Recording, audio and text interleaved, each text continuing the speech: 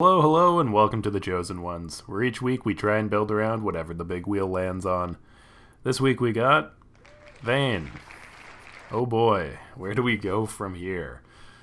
So what makes Vayne special? Well, she has a passive ability, where the more she auto-attacks, the more damage she does. It's sort of like every unit in the game. Okay, well, maybe we can find something more unique on our resume. Alright, well, she likes dressing like a dragon. And, it seems like she's a strong leader. Well, I'm good at somersaults, but I think I can do something with the leadership. Because Teamfight Tactics is a game about making the best of what you are given. So when we get a dragon girl who wants to lead us to victory, we're going to draw inspiration from the original dragon queen, Daenerys Targaryen. How does drawing inspiration from a fictional character help you in an auto chess game?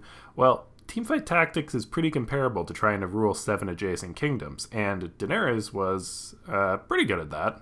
Not the best, but, top 4 is a win. Now, the secret sauce here to play Khaleesi Vayne is that you need a spatula to make Vayne a warlord. As a general rule of thumb, I probably wouldn't recommend using your spat on the second minion round, unless it's a surefire bet like Warlord Vayne, then it's okay.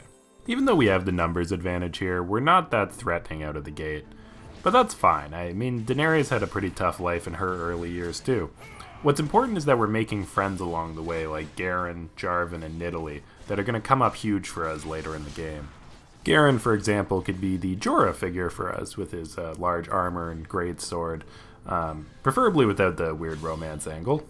To give us some strength in the early game, we're going to add a chosen Zed and an Evelyn to go along with it, with Zed representing the great Khal Drogo. That was Zed asking why we haven't put Hecarim on this team yet. He has sort of a horse thing, if you remember, but I'm not complaining when he's getting his results like this. So I will say, I probably should have gotten a reference check for Vayne on her leadership abilities. It seems the entire team ignores her completely as talent slowly whittles her away. Not really the sign of a great leader, but the game is still young, there's lots of time to mature, and she is a Targaryen, so she will get there. Now, if Zed is representing Khal Drogo, Evelyn is of course representing the witch who poisons him and then is burnt to death. So at a certain point we do have to sell both of them. However, we can replace them with warlords, and that puts us at 6 warlords. Now Vayne has a truly impressive Khalasar. And I haven't even talked about the biggest strength of this composition. Every battlefield that we go to is a big open field, and in the words of the great King Bobby Baratheon, only a fool would meet the Dothraki in an open field. Now, he might be a usurper, but he is right here.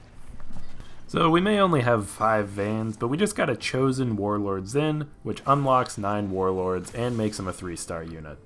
So, as Vayne's most powerful weapon, Zyn is clearly the Drogon of our gang.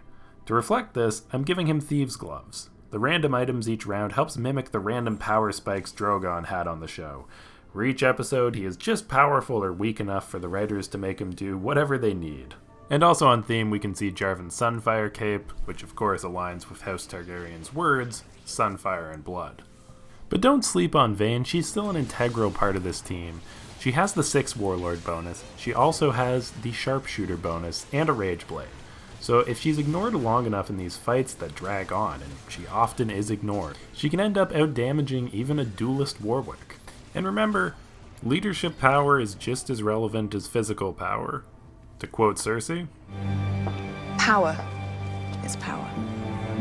I've gotten a lot of great quotes this episode from people other than Daenerys. I wonder what Daenerys has to think of how her strategy is doing so far. Your strategy has lost us Dawn, the Iron Islands, and the Reach. Okay, I admit it's not a perfect strategy, but we're not doing that bad. I mean, we win this round, we're still in it. And, okay, maybe we need an upgrade.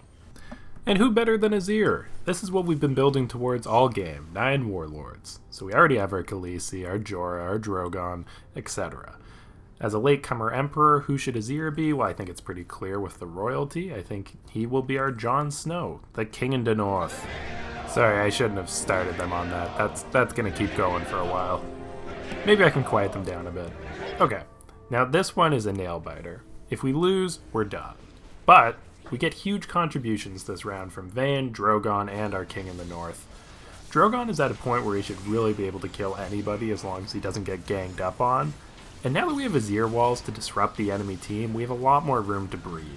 But look how close it gets. And Xin is able to just barely pull out a victory after taking down Warwick and right before the stun ends. So now that we've defeated our metaphorical White Walkers in the form of Divine Duelist, where do we go from here? Well, not up, that's for sure. Much like the real Dragon Queen, this team isn't built for a first place finish. But unlike in Game of Thrones, where either you win or you die, in TFT you can win and die. And that's what we're going to do in third place. And so the Breaker of Chains is defeated by our opponent, the Breaker of Veins. But if you liked what you're listening to, I make 2 of these a week. Feel free to subscribe. It means a lot and really appreciate it.